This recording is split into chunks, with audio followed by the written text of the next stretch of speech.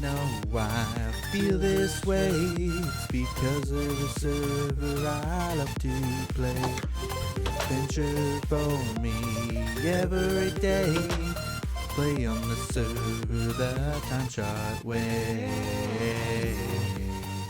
Hello, people. It's Poet, and we are back on TimeShot.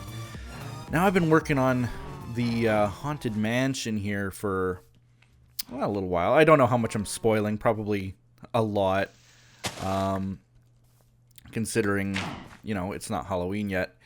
But what I want to do is grab a bunch of the... Oh, this is going to be... I almost have to change my plans, but... You know what? I think I'll try. I want to get silk-touched mushrooms like this one. The red dot, polka dot ones. Well, yellow, white polka dot, red block. You know what I mean. The mushrooms. Weird. Do you guys... No, you don't... My monitor is really... The clouds are looking really weird. Why do I even have clouds on? How do I turn that off? Video... There we go. Anyway. Today, I was working on the Haunted Mantage. I just can't talk today. Well, goodbye! No, I'm working on the Haunted Mansion. It's not done. I'm like holding my head down because I don't want to show too much that other people have worked on. And you guys are going to see it for our Halloween event that we're going to be doing. But I've been digging this out, and it took me only a couple hours, surprisingly. I used about 20 blocks of TNT, which got me about to level 20, which is right about there. No. Yeah? Yeah, it got me to about there. And then I dug out the rest with just my my poor Fortune 3 Efficiency 5 pick, which is now almost half dead. Despite me getting quite a bit of coal and redstone and even a few diamonds. I got like 9 diamonds so far. But I'm working on this, which is going to be kind of a dropper map style thing. I want it to be, but I don't know how to make a dropper map, first of all. Kind of a issue I didn't think about when I started making this. But I'm gonna make this room might be round by the time I'm done with the dropper. And I picture people falling kind of in a zigzaggy pattern down into, I don't know, something a little bit more grand down there. Now, because of my feather falling boots, I can pretty well survive that every time. But we are right down near level 12 now. I believe this is level 12 exactly. So I dug down here to level 6, and that's sort of where I'm going to be ending this dropper. There's lava lair somewhere around here too that I kind of have to be aware of. I think it's at level 10. I might have filled it all up, because what I did, I'll show you guys. Okay, if we go down. I was down here, and there was lava. I can still hear it. But I'd dig up, and I'd fill it up. So I got most of it, but there's still some remaining. So that's kind of an issue right now that I'll have to deal with when we get to that. I'll just seal it up with cobble. But I've never built a dropper map before. It's something that I've always wanted to build in Minecraft. Pretty well ever since me and Liam played the dropper and dropper 2 way back in the day. And those videos are still on the channel. You can check them out. And I suggest you do. If you don't know what a dropper map is, just look up on my channel, or even on Liam's channel for what it's worth, the dropper. And you will see this it blows your mind, these maps. And ever since I saw those kinds of things, I've always wanted to do, something similar to that. So this is going to be my little attempt at it. I don't know. We don't have very much time left to do this. But I wanted to get as much done as I can before ultimately... Oh, I don't have a shovel anymore. I broke my shovel while I was down here.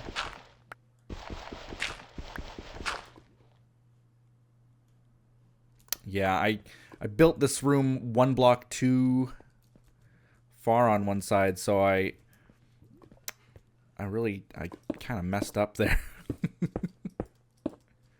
All right, there we go. And then I'll actually go up like this if I can. Yeah. Got to seal this wall up anyway, so might as well pillar up like this. But I'm not going to work on this right now. I'm going to go instead to find some dark oak, which will be explained when I get there. Well, it's pretty obvious. I said I wanted the mushrooms, and I don't want to grab them from the mushroom biome if I can help it, because that's kind of the appeal of it. You know, apart from the mycelium, I guess, the mushroom biome is sort of special because of the mushrooms that are in it. So, there we go. Let's go and grab them from somewhere else. This is going to be cool. Oop, where am I going? Gonna be cool. Alright. I heard a witch. I know that there's no mobs in the mushroom biome, but actually let's go over here and see if we can. This mushroom biome's fairly big. Let's see if there are mushrooms that we can just kind of snag without being too intrusive over here. So I'm kind of recording this video out of order today. I'm not supposed to record TimeShot today by any kind of schedule that I try to follow. But I just kind of had to. I sort of want to get stuff off my chest. And those are usually the if you feel like recording, then you should. Is some advice that I've always given people. Yeah, I see that some people have taken from here already.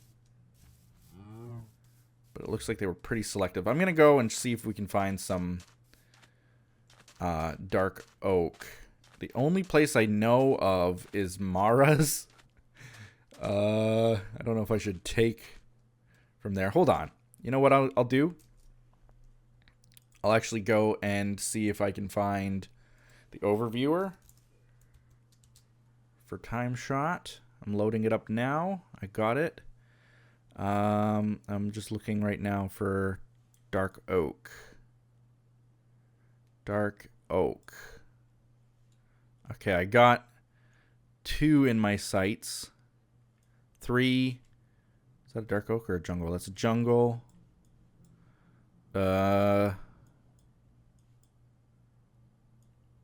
Still looking. Is that dark oak? No. Bear with me. Bear with me. I gotta find a dark oak that we can harvest. And that's kind of the issue. Don't want to take from someone's if I can help it.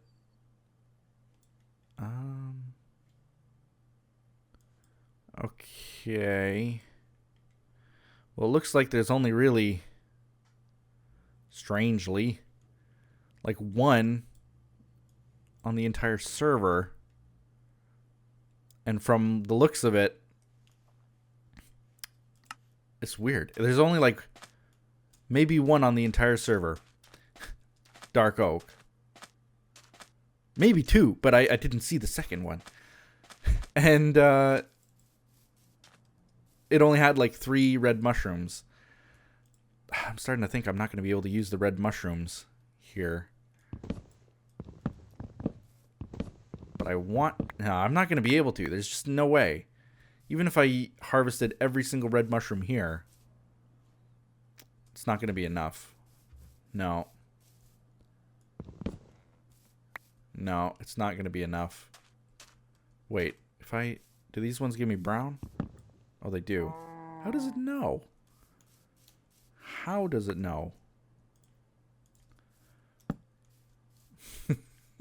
There, fixed. Fixed. Enjoy your fixed mushroom. All right.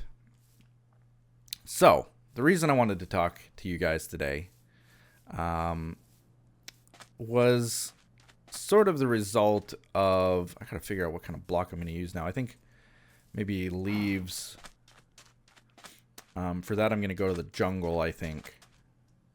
Because I like the jungle leaves. And then I'll need some kind of a wood supply also. But anyway. Wanted to just talk to you guys kind of about what's going on with the channel and that kind of thing. The behind the scenes kind of stuff. So, as you guys know, money's been tight as of late. And I've been in this contract with a company that I actually have enjoyed being with for a long time, called Defy Media. Now, Defy Media is the same as, like, if you've ever heard of Machinima or TGN or Broadband TV or Freedom or, any number of those kinds of networks. And I see still to this day videos regarding networks and that kind of thing. And I feel so bad. Like, I've even gone out of my way. Like, here's the bottom line. I'll kind of cut to the chase. If you are a starting channel, if you're a new channel, if you're not my channel's size, getting my channel's view numbers, like enough to make a living on, then you definitely should not be partnered with anybody. Half of the people on TimeShot aren't partnered with anybody, and they got on just fine. In fact, they don't really see any kind of benefit compared to most people who are partnered. And the people who are partnered, again, like the other half of TimeShot, they don't really see any benefit in it either, as far as I can tell.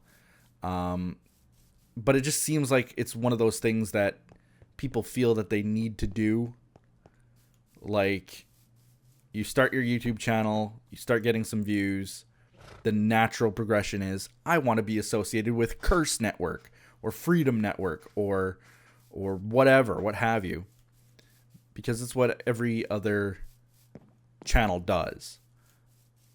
They don't know why, but they just know that they have to, It's that kind of thing.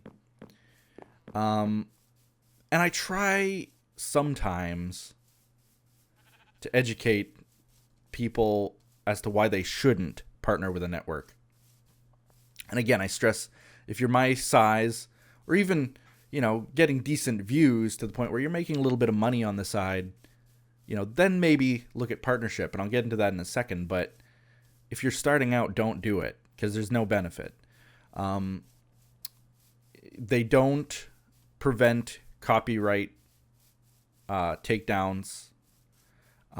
They don't prevent, any kind of copyright stealing that some unfavorable channels do, in, where they will start claiming videos, and claim that they are the ones who produced it. For example, I remember way back, one of the first ones that ever happened to me was part of Portal 2 with me and Win. We were playing that, and I left in a cutscene at one point, and the cutscene got flagged right away. And it could have been just, some random person on YouTube had a similar video, the same cutscene in their video, and so it says, wait, okay, this guy's claiming it, and he's got this scene, and this guy's claiming it, and he's got this scene, and, well, they both claim that they are the copyright owners and that they made the content. Well, that can't be right. So, take down this one guy's ability to earn money on that video. At which point you got to dispute it, and it's a long process. Blah, blah, blah. Being in a network doesn't prevent that from happening. It doesn't. It still happens. You still get takedowns. And that is what it is. So why would a channel want to get partnered? Like, what is the benefit? Why do so many channels get partnered. And like I said, I try to sometimes educate people, especially like I'll be looking at partnerships and I'll see a channel. It'll have maybe 1,000 subscribers, and it'll be like a slam video about a network, like, Curse sucks and I can't wait to leave them, and oh, I'm on a better network now and they offer this and it's so amazing and they're gonna sponsor my channel and boost me and I'll get so many more subs and blah blah blah. Well, that doesn't happen, and it just, no network is going to be better than the other at that size. I'll hear people saying, like, when I was with this kind of a network, I was giving a 60-40 revenue split, and now it's going to be so much better because I'm going to be with Curse Network, and they give me 90 to 95% revenue split, or I could go with Freedom, and if I affiliate enough people and bring them over, refer enough people, then they'll give me up to 100%, even though I have to refer like 100 people. It's possible I could get that, and I shake my head because I think to myself, well, YouTube in general offers you 100%. If you're not partnered with anybody, you're getting 100%. If you partner with someone, then they're going to take a cut, no matter what. And that's just their operating fees, if anything. Because really, they don't offer you anything special. Some offer dashboards. Some offer, copyright-free music, which I don't often recommend using anyway, because it's weird how I remember a long time ago, this ending song that I had in my videos for my outro, Markiplier all of a sudden was starting to use the same one. He was on the same network as me, or a related network. We had the same access to the same songs, and I guess both of our ears liked the same music, and we just so happened to pick the same outro song. But it wasn't just that. It was starting to happen. I noticed it more than once, where music that I would put in a video of some kind, I would be watching someone else's, and oh wait, there's that same song again. It got to the point where it was sort of unfavorable to me to want to use that kind of music, because your uniqueness goes down a notch if you're using the same music. It's like watching two television shows on TV and they both have the same theme song. Like, that doesn't happen, So why should it happen on YouTube either, right? So that's sort of why I don't like that kind of thing. And I don't really feel like that's a huge benefit. Another benefit that they often have is a dashboard. A dashboard is a place where you can see all your stats and stuff, and that kind of stuff. Just see your stats. Oh no, I thought I had shears. It was a flint and steel. Might have to jump into this mine shaft for a second, gather some iron. Plenty of gold to take in any kind of mine shaft like this, obviously. But I want the iron. Hello, spiders. No? Okay. Oh.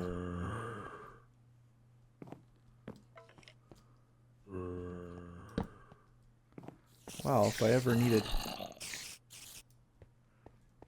I just saw one spawn in right here. There's a spawner right there. Yeah, there he is. Get me... What the... Ugh. So for those who aren't starting a YouTube channel, or who don't have one, this is kind of a boring talk. I apologize for that. Oh man, another one? Okay, I might not find... I might have to just go find a cave within the jungle, because I'm just going to find gold in the mesa here. I apologize because this is kind of boring for those who aren't on a network or who aren't thinking about it. But this relates to me too, because this is, I got to kind of give you the backstory on networks and what they're all about, so you can tell what I'm going through right now. Let's find a cave here. Actually, let's, how many torches can we make here? Let's chop down a couple more tree pieces. Okay. Oh, this is gonna make stacks. Okay, good. Find a cave. So, long story short, you don't want to get into a network when you're a small channel because there's no benefit to it. There's just no benefit at all. They don't protect you from anything. You're on your own anyway. They take some of your revenue, and in return, they give you a music catalog that everyone has. And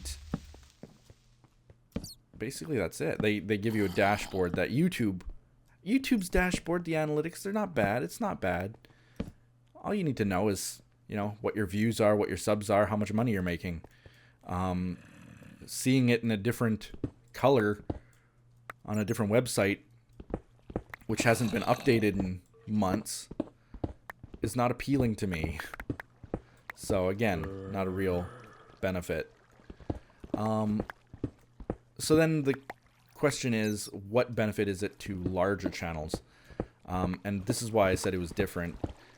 With larger channels, you get different kinds of perks. And you look at some of the bigger channels that you guys might follow.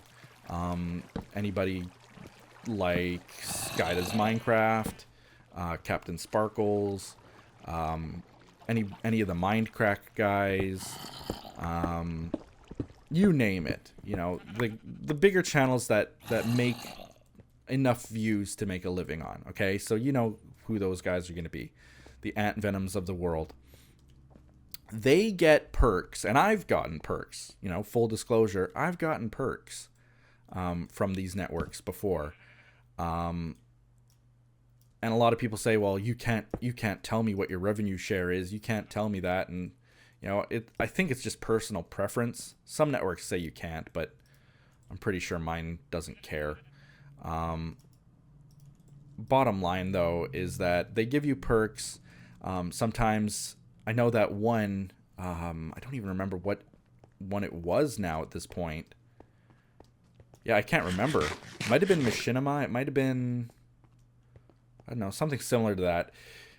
They had offered me tickets to conventions for free. So, like, if I wanted to go to TwitchCon or VidCon or Minecon or wherever, they would give me the tickets for free and ensure that I'd have, like, a media pass. One of them offered me a travel agent so that I would get better rates on traveling to those conventions. A few offered me signing bonuses. Some offered me very, very good revenue shares. You know, we're talking close to 100% rather than a 60-40 or a 90%. So, you know, there's benefits above and beyond, you know, what the normal partner networks give, or you know what I'm trying to say.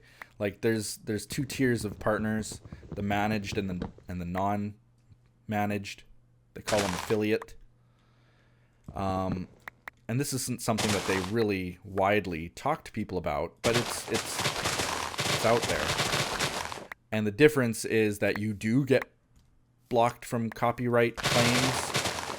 Like, I've never, as long as I've had my channel, I've always been managed, and I have never had a copyright claim, except for the time really early on when I wasn't managed, and like I was part of Maker Studios way back then.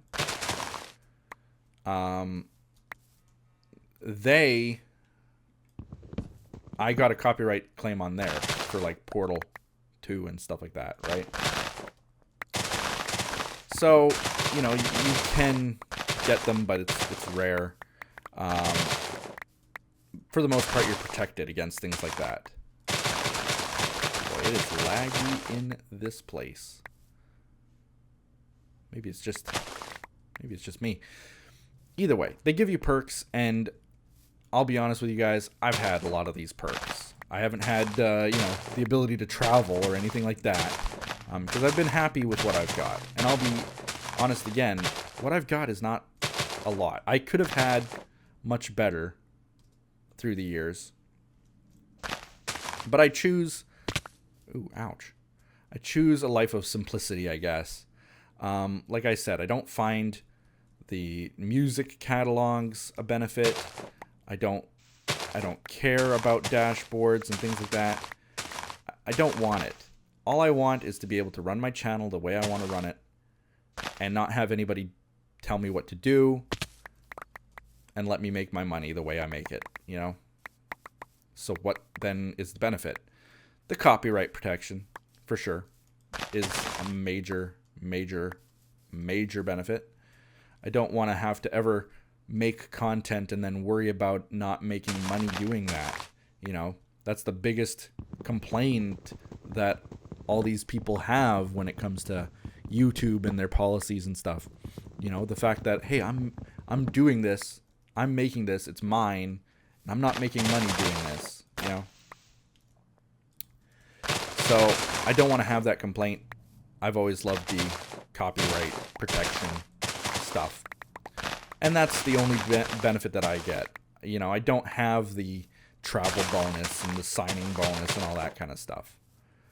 Though I can be certain that other channels do. Either way, today I got a call on Skype from the director of partnerships himself for Defy Media. Now, Defy Media, the reason I liked it is because they offered me this copyright protection, and they didn't offer me anything else. They didn't bug me. They let me do my own thing. It was great. It was fun. I got a call from the director of partnerships himself. Like, this guy's written up in Variety magazine, like a big somebody in LA type of thing. I've never heard of him, but whatever. I looked him up before the call, and that's apparently who he is, so props to that, I guess. Either way, he wanted to talk to me, and it sounded pretty urgent. And what he told me today, essentially, is that they're kicking me out. Plain and simple. They are releasing me from my contract. Now, he made it clear that it had nothing to do with me, with the content I create. You know, everything's great. Everything's, you know, good job to you for making what you do and doing what you do.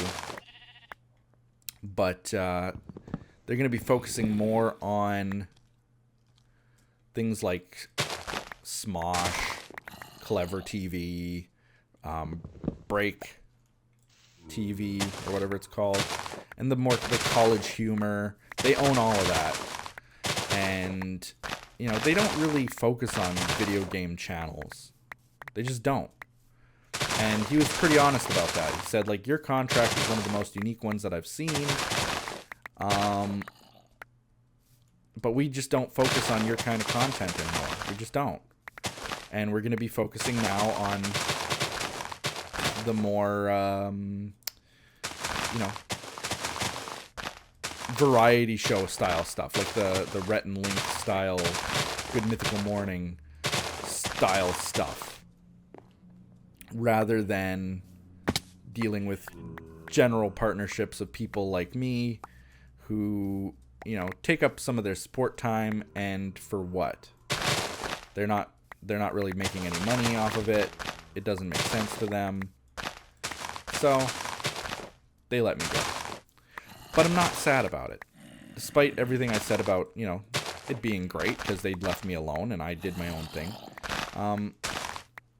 I was talking to a few people, And they gave me some of their numbers, what they're getting for the same views and same kind of content. And their numbers were higher, in some cases, 30% higher, which it doesn't sound like a lot, but 30% can amount to, a couple $100 even. A couple $100 is more than enough to help me, live a little bit more comfortably month to month, not always worried about, am I going to be able to afford this and that. A couple $100 would be ideal. It wouldn't be perfect, but it would still be better than not having that, if you know what I mean. Okay, I've got quite a few leaves. I'm going to fill my inventory, though. Let's just keep going. At least until this little shear breaks. I really, really wish, though, that it was daytime. Oh, and it's raining now. Can't win for losing. But, so anyway, I've started talking with a few other networks now who are wanting me to join them. Of course, I'm not too happy about having to essentially start over, and there's a lot of concerns. Did I break something? No. I thought I heard armor break.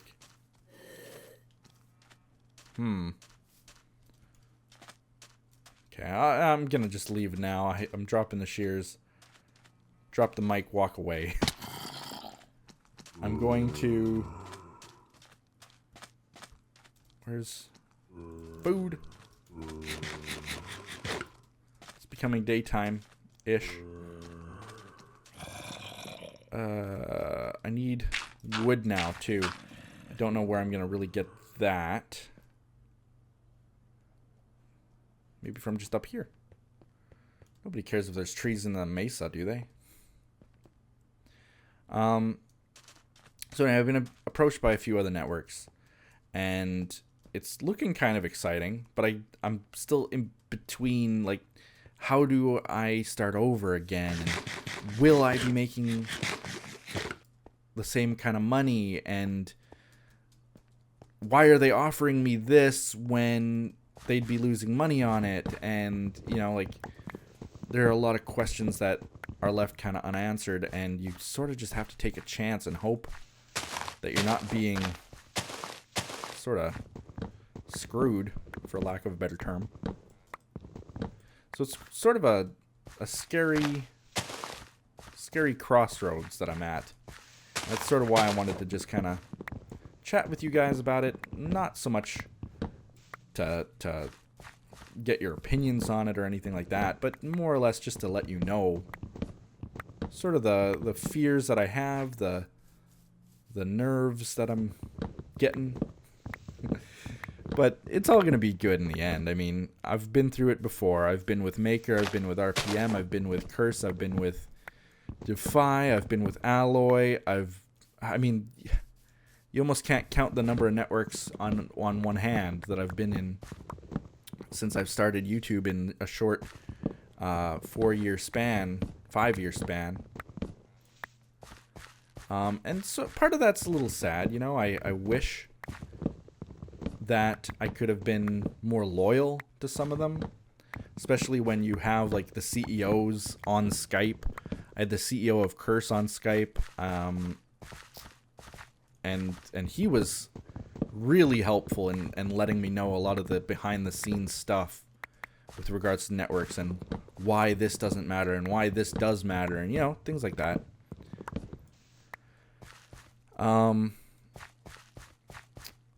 But either way, it's still scary to not know how things are going to turn out. And it can be crippling, especially if you sign like a several-year contract and then you're making half of what you did before. I'd literally not be able to do YouTube anymore for, several years even, if that was the case. So, it's that kind of scariness. It's on that level.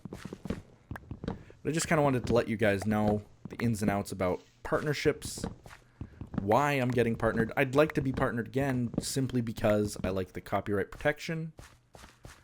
And this current... One of them has offered me studio access, though they are in the UK, which, you know, they sent me an email and they're like, would you like to go for a coffee on us, you know, kind of thing. And it's like, oh, sure, yeah, I'll just hop on a plane. I'll meet you guys there. London, is it? All right. See you then. See you in a few hours. Go for a coffee. But, you know, that scares me when they say things like that, because, you know, they gotta be idiots if that's the case. I have my where I live on my Twitter account. It's not like it's a secret. I'm in Canada. Let's go for coffee. Sure. Another one offered me a travel bonus to one convention or something like that. I essentially could travel to a convention of my choosing. But the problem with that is, you know, if I'm not making enough money to afford the hotel or the food or, you know, tickets themselves to the convention, why would I want to travel to it, you know? So that's sort of, you know, they offer perks, but then you can kind of discredit those perks. So I'm in between two. I don't know what to do. I don't know what to do, but I wanted to let you guys know about it. Long-winded talk about networks. If you guys have questions about networks, by chance, maybe you have a YouTube channel, you're wondering about them, let me know. Maybe it'll come up tomorrow or the next day in my topics chat, where we talk about it a little bit more. But for now, I think we're pretty good. I'm going to leave it on that note of uncertainty. Leave it on the uncertain note. I don't know what's going to happen. I don't know how it's going to work out. I'm terrified about it. But hopefully all good things, right? Although they do say all good things must come to an end. Don't know. We'll see. Like this video, comment below, do all those other awesome things that people do, and we'll see you next time on TimeShot. Bye-bye.